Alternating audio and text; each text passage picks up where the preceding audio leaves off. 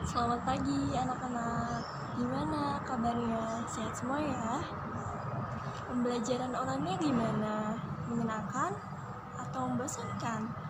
Selama pembelajaran online ini, anak-anak tetap belajar di rumah dan dibantu oleh saudara atau orang tua, begitu. Nah, materi kita hari ini yaitu tema 1 tentang hidup rukun, subtema 1 hidup rukun di rumah, pembelajaran 5.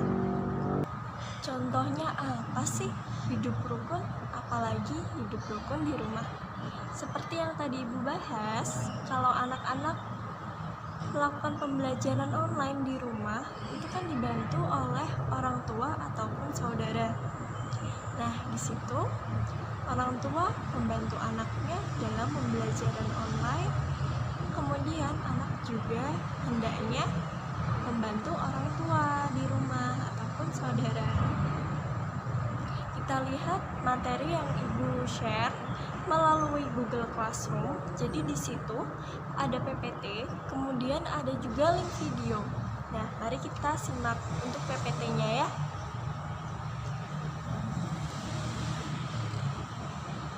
Contohnya hidup rukun di rumah.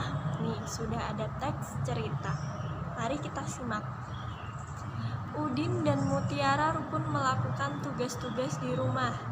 Mereka mempunyai tugas membersihkan rumah dan halaman. Bagaimana ya agar tugas itu dapat diselesaikan dengan baik? Seperti kata pepatah, berat sama dipikul, ringan sama dijinjing. Artinya, pekerjaan seberat apapun akan terasa ringan jika dilakukan secara bersama-sama. Jadi, pekerjaan rumah seberat apapun akan terasa ringan jika dibagi tugasnya dan dikerjakan secara bersama-sama. Gitu. Slide selanjutnya ada teks cerita yang berjudul Hidup Rukun di Rumah. Mari kita simak. Kebersihan tempat tinggal Udin selalu terjaga. Setiap anggota keluarga bertugas menjaga lingkungan rumah. Udin dan Mutiara bertugas menjaga kebersihan di dalam rumah. Mereka melaksanakan tugas secara bekerja sama. Udin membersihkan kaca jendela rumah. Mutiara membersihkan dan merapikan ruang tamu.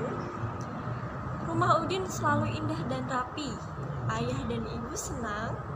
Anak-anaknya cepat kaki, ringan tangan. Jadi, dalam teks cerita ini, dalam membersihkan rumah itu dibagi-bagi tugasnya. Jadi tadi Udin membersihkan kaca jendela rumah, lalu Mutiara merapikan dan membersihkan meja. Jadi di situ pekerjaan rumah yang jika dilakukan oleh satu orang pasti akan terasa capek. Jika dilakukan secara bersama-sama dengan bekerja sama, dengan bergotong royong, akan terasa lebih ringan. Contoh lain lagi ada nggak ya? Tadi kan tentang bekerja sama. Lalu mari kita lihat video yang linknya sudah Ibu share lewat Google Classroom. Setelah menonton video yang Ibu share melalui Google Classroom, kira-kira apa ya cerita dari video tersebut? Jadi, video itu bercerita tentang gotong royong yang merupakan suatu pengamalan dari sila ketiga Pancasila Persatuan Indonesia. Makna dari sila ketiga Persatuan Indonesia, contohnya bekerja sama, gotong royong, bersatu, saling membantu, gitu. Setelah anak-anak menonton video itu, ada tugas individu, yaitu tugasnya anak-anak bercerita tentang pengalaman menerapkan sila ketiga Pancasila Persatuan Indonesia. Jadi tugasnya anak-anak bercerita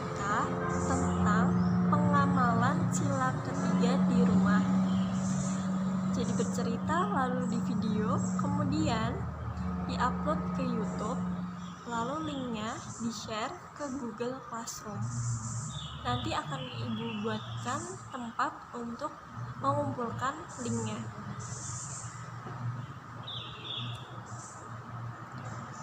Slide selanjutnya ada tabel nih. Tabelnya ada contoh kalimat ungkapan dan kemudian ada maknanya. Mari kita simak satu persatu. Kalau tadi dalam teks cerita ada kata cepat kaki, ringan tangan. Ayah dan ibu senang karena anak-anaknya cepat kaki, ringan tangan. Apa sih artinya cepat kaki, ringan tangan? Kita bahas di sini ya. Kita lihat tabelnya. Yang pertama, ada contoh kalimat. Ayah dan ibu senang karena anak-anaknya cepat kaki, ringan tangan. Di sini kalimatnya Ibu blok cepat kaki, ringan tangan. Dan kemudian arti dari makna kalimat, arti atau makna kalimat tersebut yaitu suka menolong. Cepat kaki, ringan tangan itu suka menolong. Kalimat kedua, Mutiara mendapatkan ranking 1 tetapi selalu rendah hati. Jadi di sini rendah hati itu maksudnya tidak sombong. Jadi Mutiara selalu mendapatkan nilai bagus tapi dia tetap rendah hati. Maksudnya tidak sombong, seperti itu. Yang kalimat ketiga, Udin dan Mutiara mendapat buah tangan dari ibu. Buah tangan itu bukan buah yang bisa dimakan ya. Maksudnya di sini artinya Udin dan Mutiara itu mendapatkan oleh-oleh atau barang yang dibawa ibu dari setelah berpergian. Jadi bukan buah ya, tapi oleh-oleh. Yang kalimat keempat, ayah setiap hari banting tulang untuk keluarga tercinta. Banting tulang, apa ya? Apa tulangnya dibanting seperti itu? Bukan. Jadi ayah setiap hari banting tulang untuk keluarga tercinta itu artinya bekerja keras. Ayah selalu bekerja keras untuk keluarga tercinta. Kalimat terakhir nomor 5, saat Udin dan Mutiara bertengkar, ayah selalu menasehati anaknya menyelesaikan masalah dengan kepala dingin. Artinya apa? Kepala dingin ini apa kepalanya terasa dingin jika dipegang? Bukan seperti itu. Jadi artinya kepala dingin itu menyelesaikan masalah dengan sabar dan tenang. Jadi Udin dan Mutiara menyelesaikan masalah tanpa emosi, dengan sabar gitu. Setelah tabel, anak-anak punya PR. Ada PR ya ini ya. PR-nya 1-5. Jadi tulislah arti ungkapan yang terdapat pada kalimat-kalimat berikut. Sudah Ibu share melalui Google Classroom, PPT-nya bisa disimak dan dilihat PR-nya masing-masing ya. Jadi tadi tugas yang pertama yaitu membuat video tentang bercerita pengamalan sila ketiga Pancasila. Kemudian yang kedua ada PR di rumah dan kita bahas minggu depan. Nah ini PR-nya secara individu ya. Ada 5 soal. Kita tadi menyimak teks cerita tentang hidup rukun di rumah yang dimana berisikan tentang kegiatan membersihkan rumah secara bersama-sama. Contohnya tadi seperti mengelap kaca, membersihkan meja. Nah, itu merupakan kegiatan yang merupakan gerak lokomotor. Jadi, gerak lokomotor merupakan gerakan berpindah tempat, di mana anggota tubuh itu berpindah atau bergerak. seperti lari, loncat, mengelap kaca tadi ya, tangannya bergerak. Nah, itu merupakan suatu kegiatan gerak lokomotor. Jadi seperti anak-anak kalau berlari, loncat, menyapu, itu merupakan suatu kegiatan. Seperti kita berjalan, itu juga merupakan kegiatan gerak lokomotor. Anak-anak di rumah harus menerapkan gerakan lokomotor. Tadi contohnya seperti membantu ibu membersihkan rumah, itu juga sudah menerapkan gerakan lokomotor. Jangan lupa ya, membantu orang tua di rumah. Oke. Jadi, pembelajaran kita cukup sekian.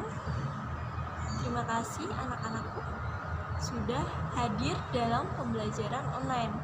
Habis ini pukul 9 jangan lupa berjemur ya, dan juga rajin mencuci tangan, mencuci kaki. Setelah pembelajaran online ini selesai, anak-anak jangan lupa mengerjakan LKPD yang ibu share linknya melalui Google Classroom. Jadi di dalam Google Classroom itu sudah ada materi, kemudian ada LKPD dan tempat untuk mengumpulkan tugas. LKPD-nya itu melalui Google Form, jadi linknya dapat dibuka, diklik, dan anak-anak mengerjakan LKPD di situ.